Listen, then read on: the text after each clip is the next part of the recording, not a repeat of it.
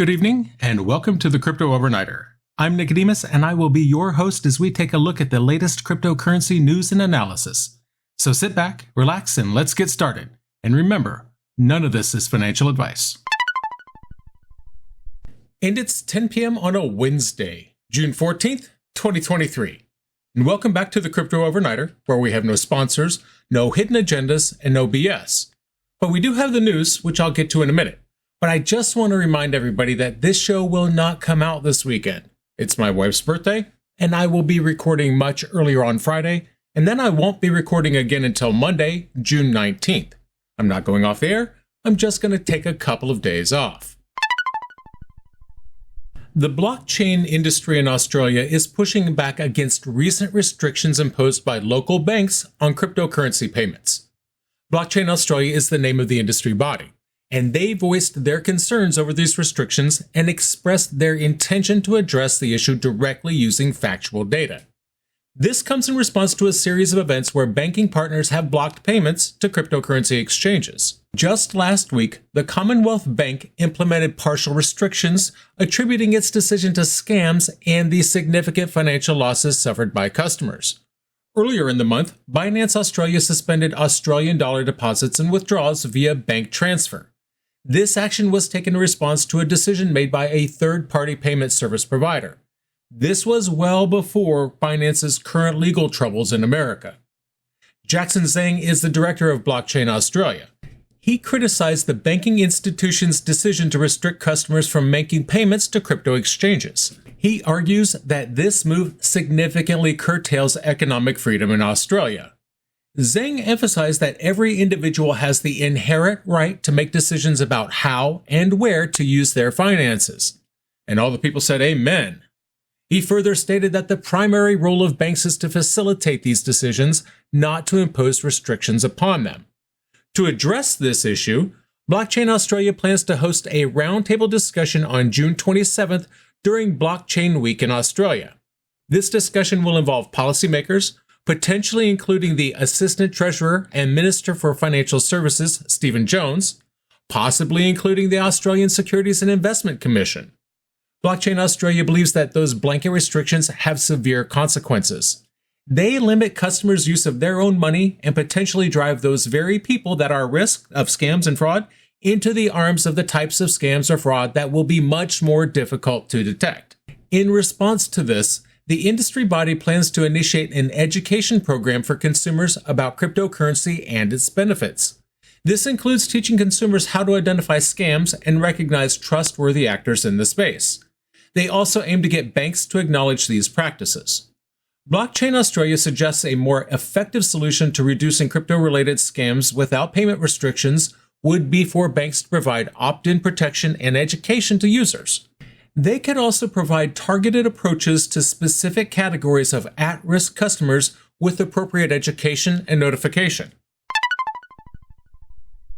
Binance requested the withdrawal of its Cyprus unit's registration as a crypto service provider. This move is part of Binance's strategy to focus on complying with the EU's markets and crypto assets legislation. A spokesperson from Binance said the company is working diligently to ensure full compliance with MiCA when it becomes effective in next year and a half. As part of this effort, Binance has decided to reduce its operations in Cyprus and to concentrate on fewer regulated entities within the EU. Binance was previously registered as a crypto asset service provider in Cyprus in October of the previous year. This registration allowed Binance to provide Cyprus with spot, custody, staking, and card services. Recent developments and Binance's decision to withdraw its registration mark a shift in the company's strategy as it navigates the evolving landscape of cryptocurrency regulations. The implications of this decision could have far-reaching effects on the cryptocurrency market.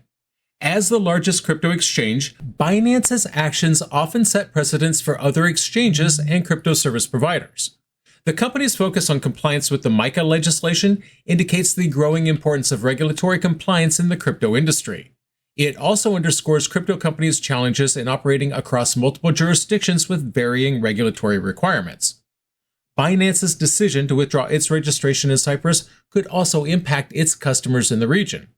The services that Binance was able to offer included spot, custody, staking, and card services. Those services may be affected by this deregistration. However, the company's commitment to regulatory compliance suggests it will take steps to minimize any potential disruption to its customers. The lawsuit from the US SEC adds another layer of complexity to Binance's situation. The allegations of operating without registration and offering unregistered securities are serious charges that could have significant consequences for Binance. Withdrawing its registration in Cyprus could be seen as a move to consolidate its resources and focusing on addressing these allegations.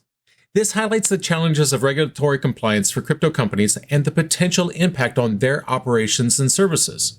As Binance navigates these challenges, its actions will likely have implications for the broader crypto industry and its customers. The SEC is currently considering a petition for rulemaking from Coinbase. The agency has not yet decided whether it will respond to the petition, but it anticipates that it may be able to make a recommendation within the next 4 months. This comes in the wake of the SEC's enforcement action against Binance, which it sued for allegedly operating an unregistered securities exchange, broker, and clearing agency. Coinbase argued that the SEC's already decided to reject the petition. However, the SEC clarified that it has not made a decision either way. The agency's staff believe that they will be able to make a recommendation within the next 120 days. Until the SEC decides to propose new rules, Coinbase must continue to comply with the current law. This is irrespective of whether the SEC decides to undertake the rulemaking sought by Coinbase. The SEC's enforcement action against Coinbase does not contradict any decision on rulemaking. The SEC emphasized Coinbase is bound by existing law, like everyone else. Coinbase is free to assert its position that it has not violated the law in the current enforcement action, and any decision made by the SEC would require a majority of a quorum vote. The SEC said that it needs 4 months to potentially respond to Coinbase's request for rulemaking on digital asset trading.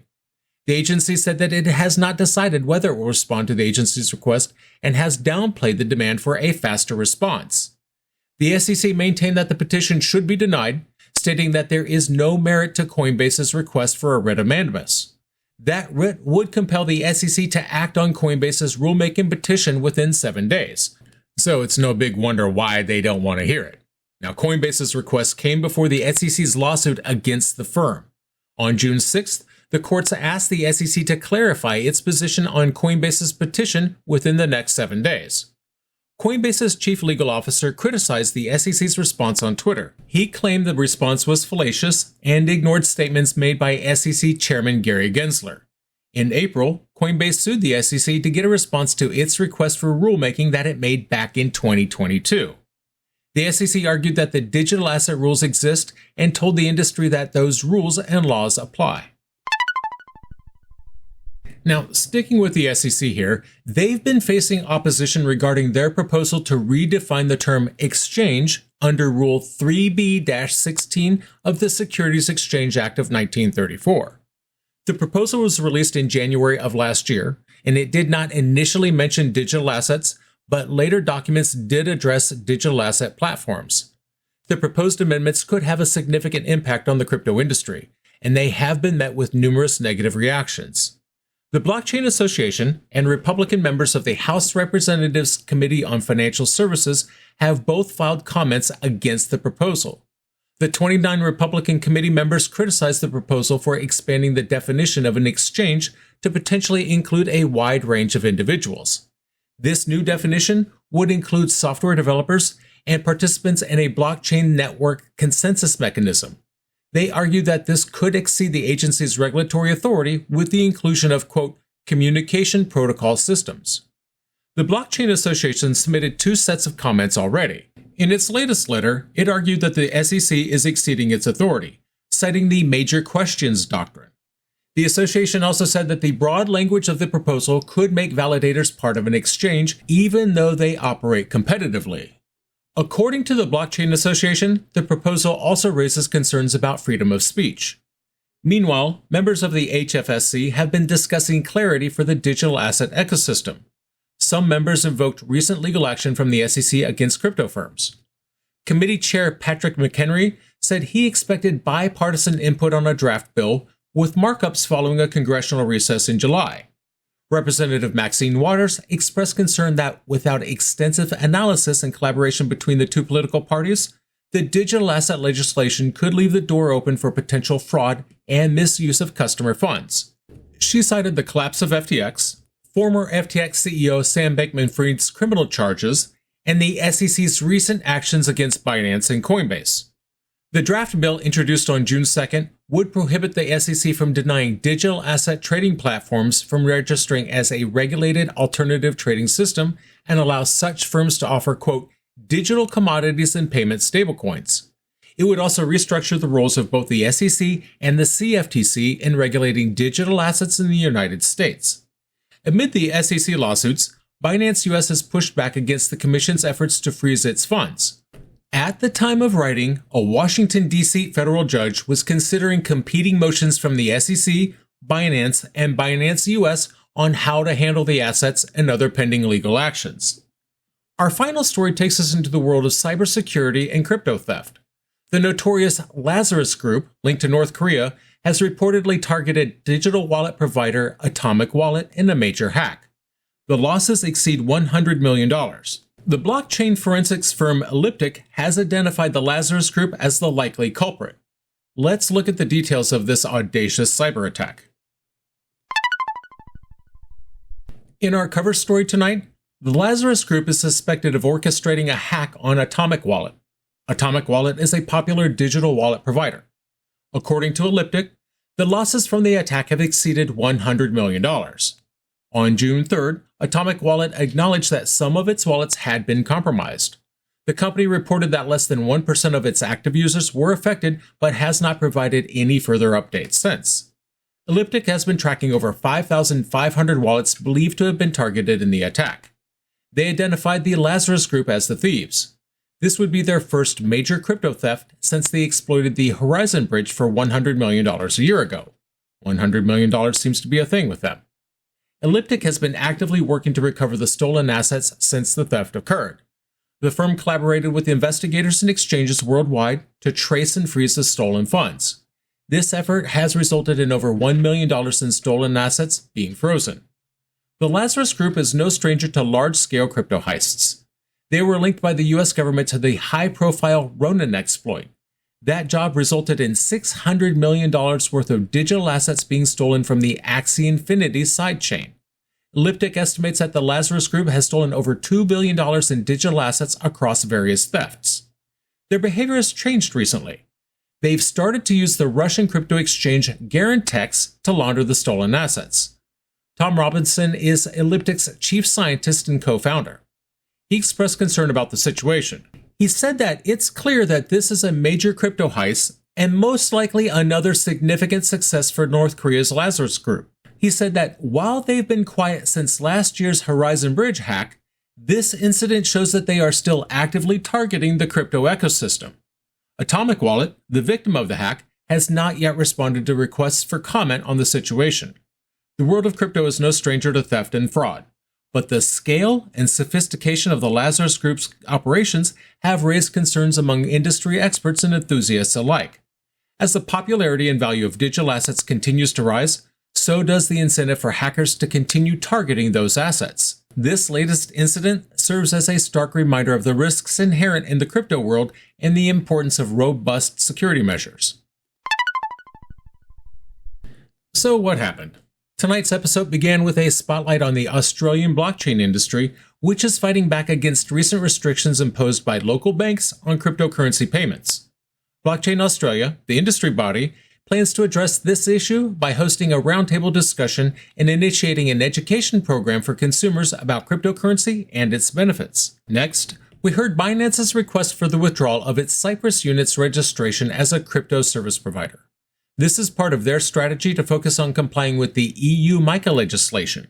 This comes shortly after the US Securities Exchange Commission filed a lawsuit against Binance for operating without registration and offering unregistered securities. Binance's application for deregistration is currently under examination by the Cyprus Securities Exchange Commission. We then turned our attention to the SEC's consideration of Coinbase's petition for rulemaking. Coinbase has requested clearer rulemaking from the SEC, and they're not alone. The SEC has not yet decided whether it will respond to that petition, but it expects to make a recommendation within the next 4 months. The outcome of this decision could have far-reaching implications for the regulation of digital assets. The SEC also faced opposition to its proposal to redefine the term exchange. The Blockchain Association and Republican members of the HFSC filed comments against the proposal. They argue that it could exceed the agency's regulatory authority and raised concerns about freedom of speech.